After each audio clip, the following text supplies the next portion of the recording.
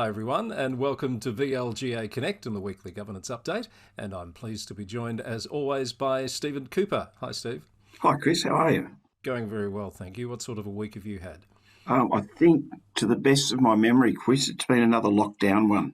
But It has. It has indeed. I've been everywhere on Zoom. I do know that feeling. Now, we've got someone in the waiting room we'll let in just in a moment just to talk about the hot topic of the week, and that is mandated vaccinations and how that impacts on the local government sector.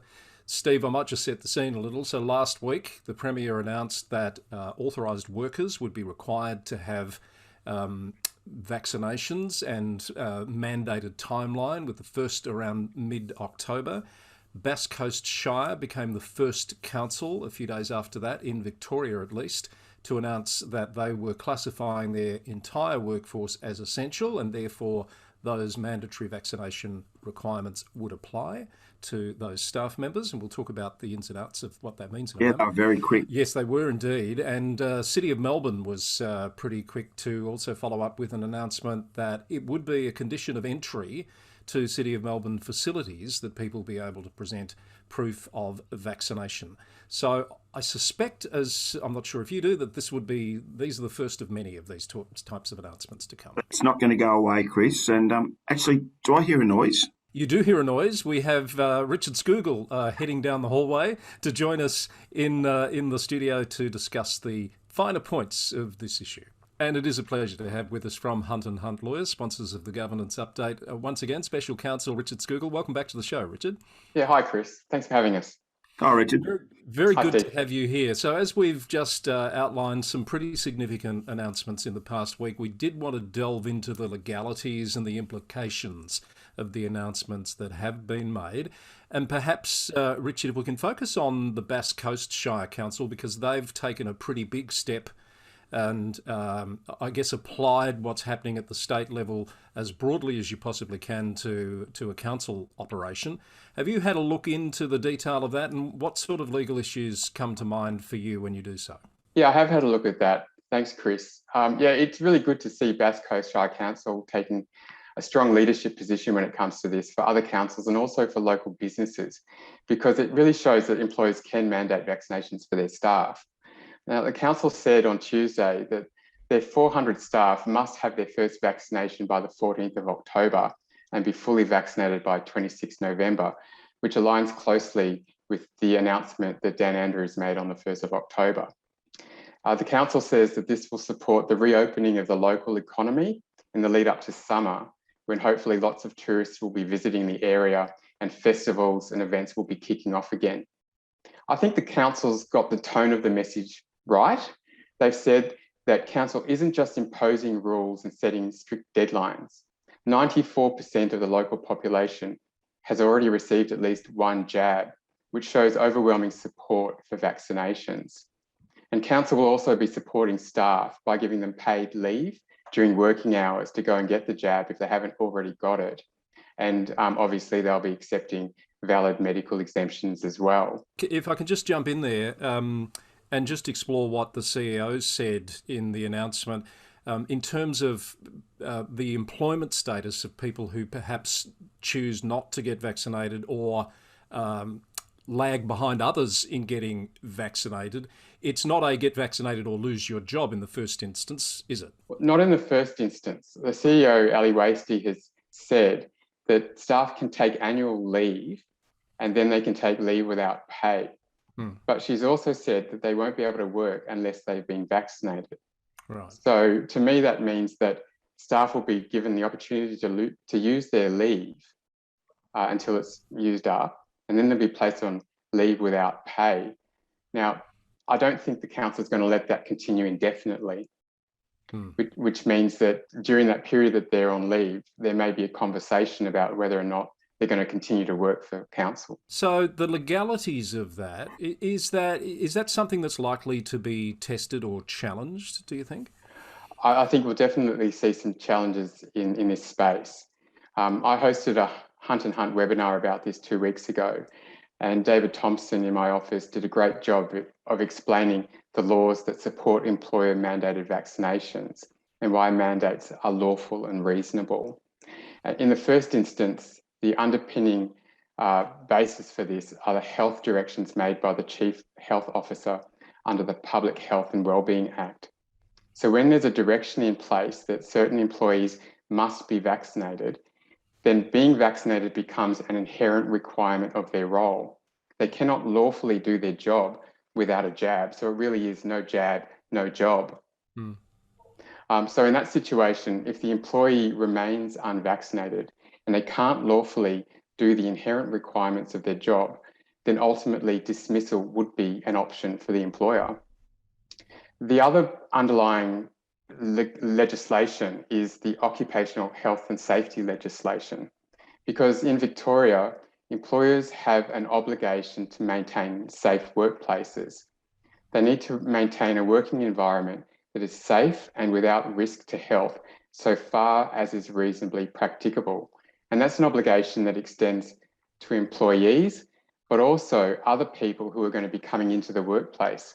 So that's customers, visitors, members of the public, other workers who are sharing that space. So you can see how that's very, very relevant for councils.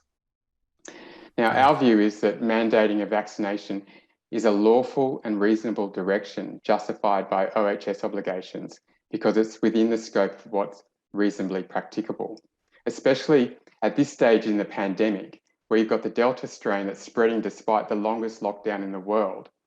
You can really see that there's a likelihood of an OHS risk occurring that is very high, and that the degree of harm that might result from the outbreak is also very significant. So this justifies a lawful and reasonable direction to get a mandated vaccination. Richard, are there any examples yet of where any of these matters have been tested legally to give us a sense of how they might be treated? Yeah, there are. There are some cases that have played out in the Fair Work Commission and also in the courts. And they relate to some cases early on in the pandemic. They didn't relate to the COVID-19 vaccination. They were related to the flu vaccination, which employers at the beginning of last year were saying it's really important that you get the flu vaccination as part of the overall approach to managing the health implications of the pandemic. So we had some people in early childhood education and also in aged care who refused to get the vaccination for the flu. And in those situations, the courts and tribunals found that it was a lawful and reasonable direction under OHS obligations to insist on a vaccination. And also, as I said, that it's an inherent requirement of the job to get a flu vaccination if there's a public direction from the government that mandates vaccinations for certain workers, including healthcare workers, aged care workers, and in Victoria now, construction workers. And as Dan Andrews has said, very soon that'll be extended to all essential workers as well. So, Richard, Bass Coast, in making their, announcement that all of their workers would be treated as essential workers, is, I think, the first time we've seen a council broadly apply what the Premier's saying should apply to authorised workers. Have you had a look at, the finer points of that from a local government perspective, employment perspective? Yes, I have. So the workers that we're talking about are essential workers or authorised workers. And there's a list of jobs or occupations at the Health Department's website. And when you go and have a look at that list, it's really clear that a lot of the jobs are the kinds of jobs that are done by council workers. So these include maternal and child health services, vehicle and mechanical repairs, which you can imagine are done in the depots, early childcare, urgent services relating to the health and safety of premises, persons and animals. So that's local laws, communities, facilities, outdoor maintenance work in the parks. And there's also a catch-all for local government specific services, such as essential environmental health functions that protect the health and well-being of the community and high-risk local law enforcement. So council jobs are essential jobs. What does this mean for council workers who aren't actually working on site, Richard? Because we have a lot of at-home work still happening, haven't we? Well, we do at the moment, but that's not the plan in the future. You know, everybody's hoping that as soon as possible and as soon as it's safe to do so, everyone's going to get out in the community again and get back to work. So I think the idea that people who work only at home don't need to get vaccinated is a 2020 idea. It's not an idea that looks forward to the idea that we're going to open up in a vaccinated community and all go about and do things again, hopefully to the same extent that we were doing or close to what we were doing before the pandemic arrived. So in my view, it's not enough to say that people who are working from home don't need to be vaccinated, because that's not the long-term game. The long-term game is that they will be back in the workplace at some stage. So, Richard, you touched on the public health orders before and specific sort of categories of worker, if you like. What's the sort of status of that, of the public health orders at the moment? I've been looking at the Chief Health Officer's directions that are up on the Health Department's website, and they've been updating them as they go. So you'll remember that aged care workers and construction workers, and then healthcare workers and teachers were all required to get mandated vaccinations. And then on the 1st of October, Dan Andrews said that all essential workers must also be vaccinated with the first jab by the 15th of October. The thing is, in the last week or so since that announcement, the Health Department hasn't updated their directions to reflect what the Premier said. I think this is just a case where they just haven't caught up yet. I can't imagine that he went off on some sort of frolic of his own and that there's people in the department or the government saying, no, Dan, we're doing things differently. I think it's just they haven't published the directions yet. And so I think very soon you'll see a direction by Brett Sutton or the acting Chief Health Officer that says that all essential workers, that is all authorised workers on that list, must get the jab by the dates that was announced by Dan Andrews. Could it be that it's just a really complex issue and it's taking them some time to get the finer points sorted? Absolutely. I imagine all the lawyers in the department are running around and there's all drafts floating around. Absolutely. I presume a whole lot of unintended consequences tucked away in there. Richard, one other point, I suppose, that might be an emerging issue, obligations for councils in regard to customers, clients, people using council services. Where do you see that at the moment and where might it head? Well, as I said, there's occupational health and safety obligations to anybody that enters the worksite. So, at libraries, that's anybody that's returning their books. There's people walking into the admin centres of local governments. Is anybody using a park if somebody's mowing the lawn there? So there's going to be a requirement for council to think about how do they protect the people who are using the amenities and the offices and the workplaces that they run. So if the staff are vaccinated, that's one step. But you're seeing both at government, but also in retail, how do you protect the people that are coming into the shop or wherever it is? So that it may be that people need to be vaccinated to enter into these places as well. So, Richard, that's probably a good point to fill people in on what the City of Melbourne has announced this week. The CEO, Justin Hannay, put out a statement on Wednesday saying that from the 5th of November, all staff, contractors and visitors attending City of Melbourne operated facilities must be fully vaccinated, and vaccination will be required to enter into any City of Melbourne site, including libraries, recreation centres, community facilities and administration offices, including Town Hall. And as you mentioned when we were having a pre-discussion before today's program, the next thing is, I guess, is how are people going to be able to consistently and officially, if you like, demonstrate their vaccination status? Yeah, that's right. I'm just thinking about the QR codes at the moment. Everyone's carrying around a phone and scanning with QR codes. And sometimes there's a piece of paper there where you can write your mobile phone number if you don't have your phone handy. But how do you prove your vaccination status if you don't have a phone? So I'm assuming that people with a phone will be able to have their immunisation statement, certificate, whatever they call it, that's linked to the MyGov system. That requires a bit of digital literacy, obviously, to be able to do that.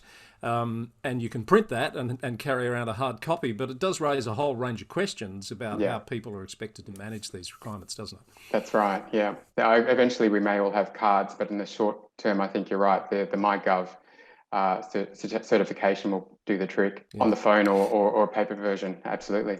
It's an evolving issue and one we'll keep a watching brief on, of course. Really appreciate all of that thinking that you've done.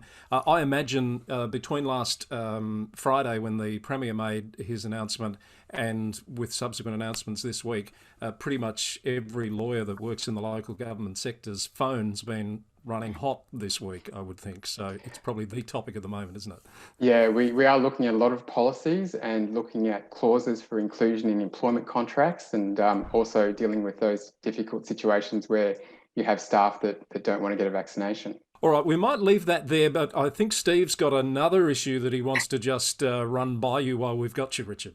I thought, Chris, it was having Richard with us, it was too good an opportunity to miss.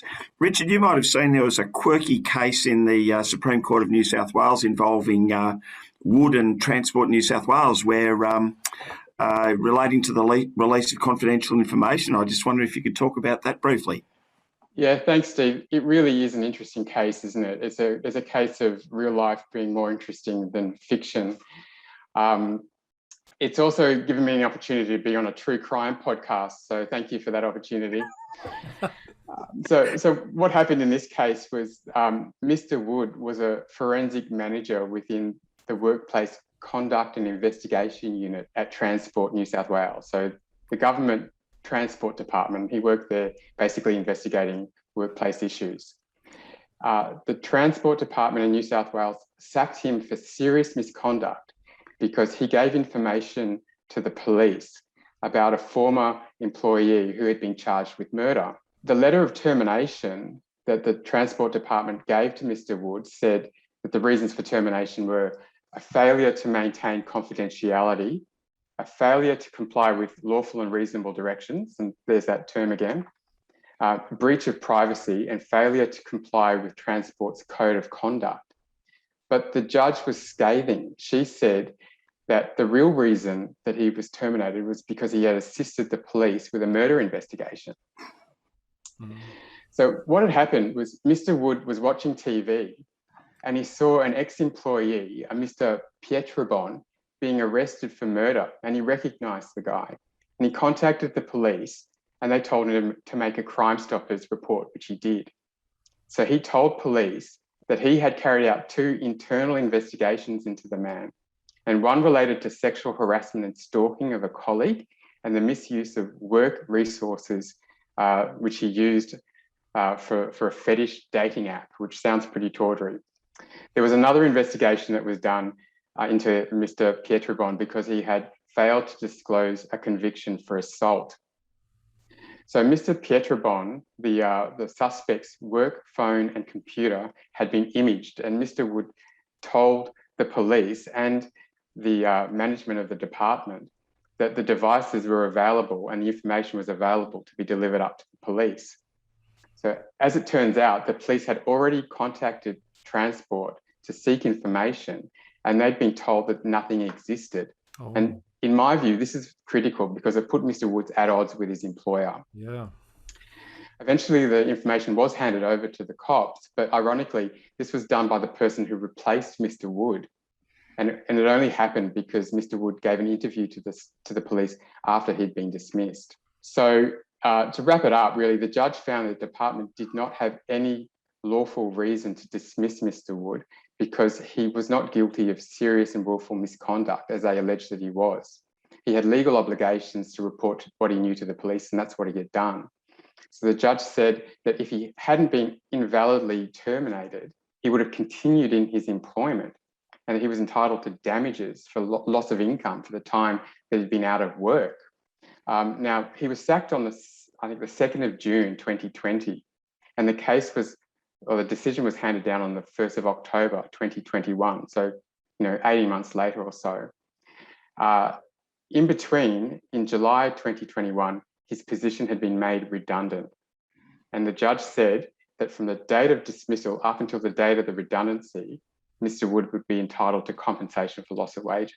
Yeah. Richard, where do you see that disclosure of information?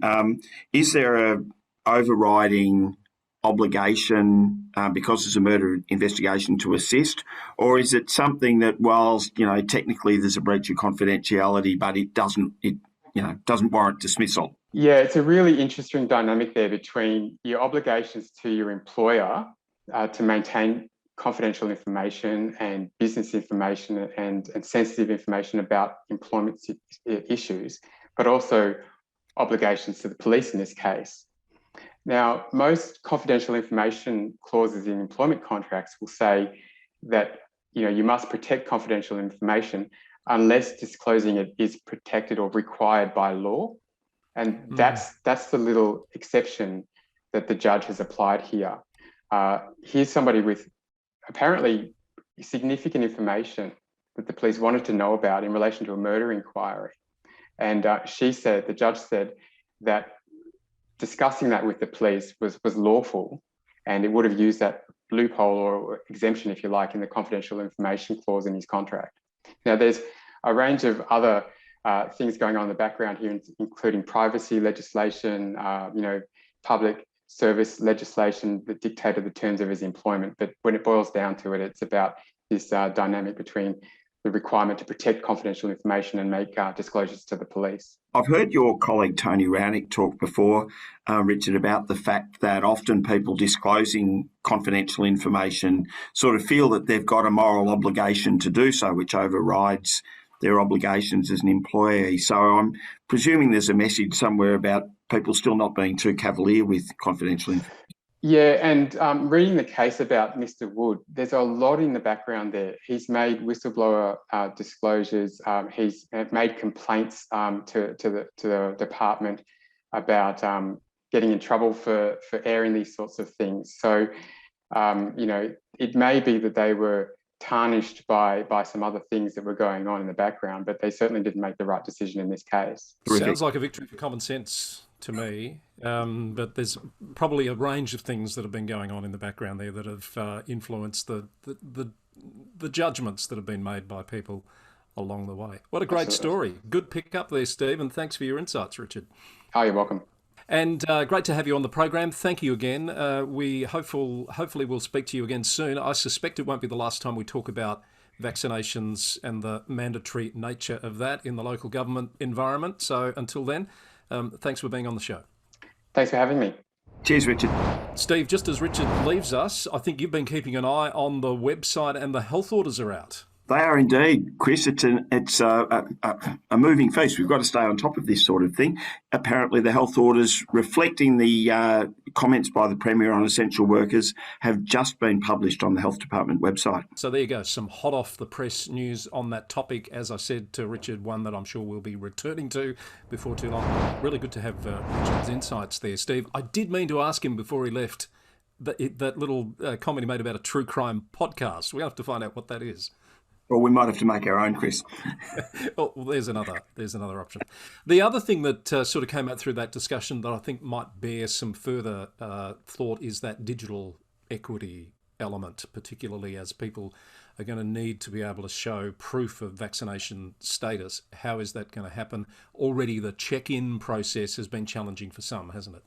I think, Chris, that people expect, and indeed the law expects, that councils will be leaders in terms of equity and fairness around public service. And notions of digital equity for consumers, but also the fact that there, and we know there's health inequality in the nation anyway. So how councils and other public agencies manage that is, I think, going to be a continuing theme. Quick plug for the City of Casey, who've just launched their digital equity framework, which I haven't had a chance to read the whole thing, but it looks like an excellent piece of work, and it's dealing with some of these issues that we take for granted. Parts of the community that don't have good internet access, don't have smartphones, don't have the same level of digital literacy and access that others do, when we perhaps assume that everyone's playing on a level playing field. Absolutely, Chris. A theme that, 10 or 15 years ago, you wouldn't have thought that local government would even be contemplating, but good on Casey Council for getting involved in that. That's been a pretty meaty program today. Anything else before we wrap up? No news, Chris. CEO news. Oh, I'm glad you asked. Not quite, but stay tuned. I think we're getting very close to having some announcements. There's, as you'd know, 3 councils in the west that are currently recruiting. My Mail is one of them, is very, very close. And for our interstate viewers, Ipswich is expected to make an announcement next week. I understand they've got a meeting on this morning with the final 2 candidates. It's a public agenda, closed meeting, of course. So that one appears to be very close as well. Big council, that big CEO. Yes, yeah, those Queensland councils. Well, look forward to next week, Chris. Indeed. Thank you, Steve. Good to talk. That's another governance update with thanks to Hunt and Hunt Lawyers from VLGA Connect. Thank you for your company. We'll see you again soon.